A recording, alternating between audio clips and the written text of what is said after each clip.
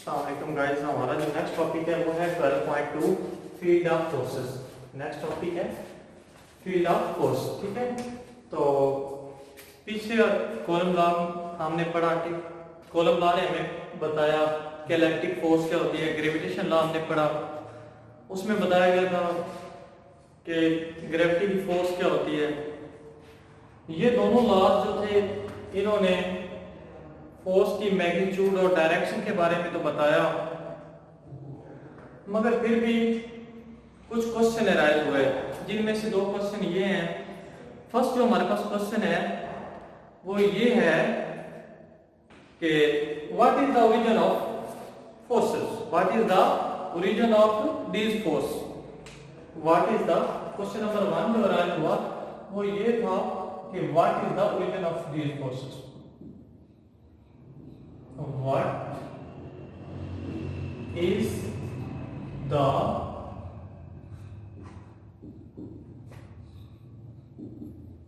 origin of these forces? यानी इन forces का जो है वो ओरिजिन क्या है, इसके बारे में किसी को नहीं पता। नेक्स्ट जो क्वेश्चन अराइज हुआ वो ये था कि how these forces transmit from one mass to another mass, from one mass to another mass or charge।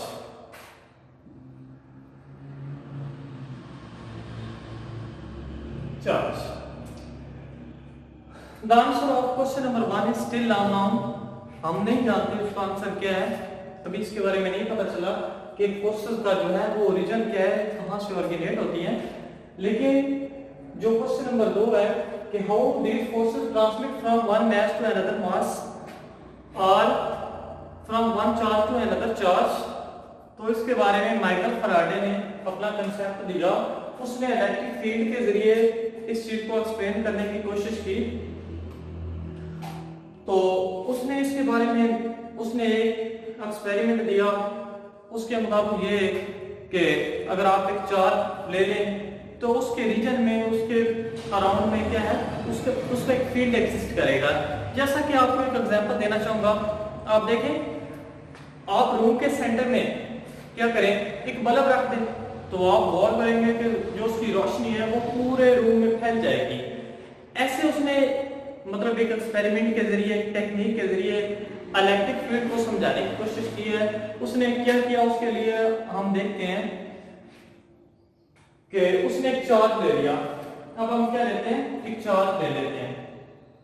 ये हमारे पास एक चार्ज है, इसके रीजन में जो इसका फील्ड है वो हम कैपिटल लाइन से क्या कर देते हैं, शो करा देते हैं। ठीक है, अब एक बात और है, ये जो चार्ज है इसके नजदीक जो फील्ड है वो बड़ा इंटेंस होता है। ठीक है, तो जैसे जैसे हम इसका फील्ड रीजन दूर होता जाता है, ठीक है, वैसे वैसे फील्ड क्या हो जाता है, कमजोर हो जाता है, वैसे वैसे फील्ड क्या हो जाता है, कमजोर हो जाता है।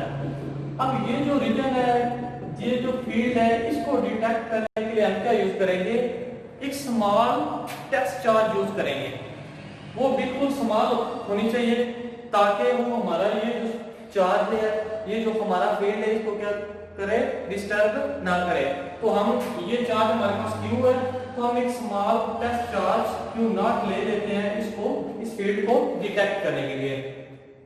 ये हमारे पास टेस्ट चार्ज Q0 है। तो अब देखें कूलम लॉ के तहत ये दोनों अगर पॉजिटिव चार्जेस मान लें तो कूलम लॉ के तहत क्या करेंगे, ये दोनों चार्जेस एक दूसरे को क्या करेंगे, रिपेल करेंगे। ये दोनों चार्ज क्या करेंगे, एक दूसरे को रिपेल करेंगे। जब ये दोनों चार्ज एक दूसरे को रिपेल करेंगे तो हमारे पास दो मराहल में ये काम क्या हो जाएगा, मुकम्मल होगा।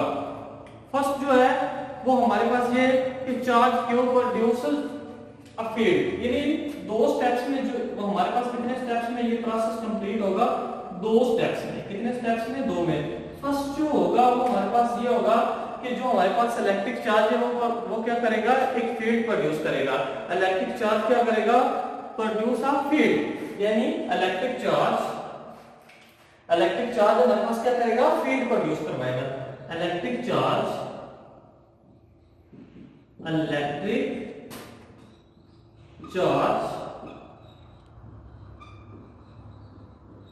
Produce field. एक तो हमारे पास क्या करेगा, इलेक्ट्रिक चार्ज का प्रोड्यूस करवा देगा, फील्ड प्रोड्यूस करवा देगा। दूसरी जो हमारे पास टेक्निक है, दूसरा जो स्टेप है हमारे पास वो ये है, the field interact with charge Q naught to produce a force F on Q naught. हमारे पास जो फील्ड है, ये जो हमारे पास फील्ड है, ये Q नॉट के साथ इंटरैक्ट करेगा तो क्या प्रोड्यूस करवा देगा, एक फोर्स F फोर्स प्रोड्यूस करवा देगा। लेकिन हमारे पास ये वाला Q, ये जो हमारे पास चार्ज Q था, उसका फील्ड जब चार्ज टेस्टर Q नॉट के साथ इंटरैक्ट करेगा तो क्या प्रोड्यूस करवाएगा, उसके साथ इंटरैक्ट करके एक फोर्स प्रोड्यूस करवा देगा। वो फोर्स हमारे पास, उसको हम इस फार्मूले से एक्सप्लेन करते हैं, F is equal to Q naught E। F is equal to Q naught E। यहाँ पे हमारे पास F जो है वो फोर्स है और ये Q नॉट है वो हमारे पास टेस्ट चार्ज Q नॉट है। लेकिन हमारे पास ये जो E है, इसमें ये इलेक्ट्रिक फील्ड इंटेंसिटी को डिनोट करवाता है, ठीक है। तो हम इसी फार्मूले के तहत क्या है, इलेक्ट्रिक फील्ड इंटेंसिटी को भी एक्सप्लेन कर सकते हैं। तो नेक्स्ट स्टेप में हम इलेक्ट्रिक फील्ड इंटेंसिटी की बात करेंगे। Electric field intensity, electric field intensity. तो अगर हम इस फार्मूले से देखें तो इसको हम इस तरह लिख सकते हैं, E is equal to F by Q not. यानी इस इक्वेशन को A का नाम दे दें तो हम देख सकते हैं कि जब E को इधर पड़ा रहने दें और Q नॉट का जाएगा उधर जाके डिवाइड हो जाएगा। तो हम इसकी डेफिनेशन यूं लिख सकते हैं कि इलेक्ट्रिक फील्ड इंटेंसिटी इज, तो हम इस तरह लिख सकते हैं, द फोर्स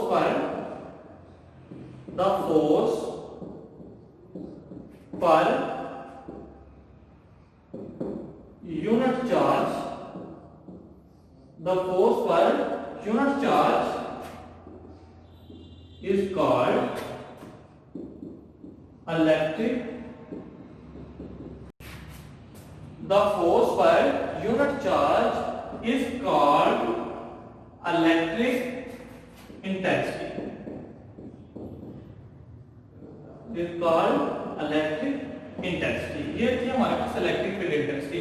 अब हम इसका देखेंगे यूनिट क्या होता है इलेक्ट्रिक फील्ड इंटेंसिटी का। तो यूनिट, अब हम बात करेंगे इलेक्ट्रिक फील्ड इंटेंसिटी के यूनिट की। अगर यूनिट को हम देखें तो फोर्स का यूनिट क्या होता है, न्यूटन। फोर्स का यूनिट क्या होता है, न्यूटन। तो इलेक्ट्रिक फील्ड इंटेंसिटी एक तो न्यूटन आ गया और चार्ज का यूनिट क्या होता है, कूलम। तो इसका जो यूनिट है वो न्यूटन पर कूलम है। इलेक्ट्रिक फील्ड इंटेंसिटी का यूनिट क्या है, न्यूटन पर कूलम। अगर इसकी डायरेक्शन की बात की जाए तो इसकी डायरेक्शन, इलेक्ट्रिक फील्ड इंटेंसिटी की डायरेक्शन भी वही होती है जो कि कूलम फोर्स की होती है। तो अब हम अगर इसको देखें तो कूलम फोर्स के तहत, कूलम फोर्स हमारे पास क्या थी, F इज इक्वल टू 1/4 पाई। ये हम कूलम फोर्स ले रहे हैं किसी फ्री स्पेस में, यहाँ पे कोई भी मीडियम इन्वॉल्व नहीं है। तो फ्री मीडियम में अगर कूलम फोर्स की बात की जाए तो F is equal to 1/4 pi epsilon naught Q naught by R square. यहाँ पे चूंकि हमारे पास चार्जेस एक हमारे पास Q है और दूसरा हमारे पास टेस्ट चार्ज हमने लिए जो कि Q नॉट, इसलिए हमने Q नॉट लिया, ना कि हमने Q1 और Q2 लिया, ठीक है। तो वो हमारे पास सही है, हमारे पास आ गया F is equal to 1/4 pi epsilon naught Q naught over R square और साथ में इसके क्या आ जाएगा, यूनिट वेक्टर R कैप आ जाएगा, R कैप, ठीक है। तो नेक्स्ट स्टेप में हम देखेंगे, अगर हम इसके तहत, इस फोर्स के तहत इलेक्ट्रिक फील्ड इंटेंसिटी देखना चाहें तो हम नेक्स्ट स्टेप में क्या करेंगे, इसको अगर B का नाम दे दें तो हम क्या करेंगे, ये वाली वैल्यू जो हमारे पास फोर्स की आ रही है, क्या करेंगे, इंजेक्ट कर देंगे, पुट कर देंगे। तो अगले स्टेप में इसमें वैल्यू पुट करेंगे, putting put value of f in equation b।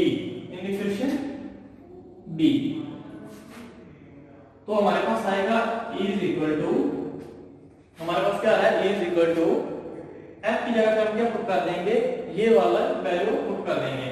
तो ये वाली वैल्यू पुट करेंगे तो e is equal to 1/4 pi epsilon naught, ये q naught by r square. तो साथ में ये जो r यूनिट वेक्टर है ये साथ वैसे का वैसे आ जाएगा, r यूनिट वेक्टर और ये नीचे क्या है हमारे पास है q नॉट आ जाएगा। अब हमने देखना है इसमें कौन कौन सी चीजें क्या हो रही हैं, कैंसिल हो रही हैं।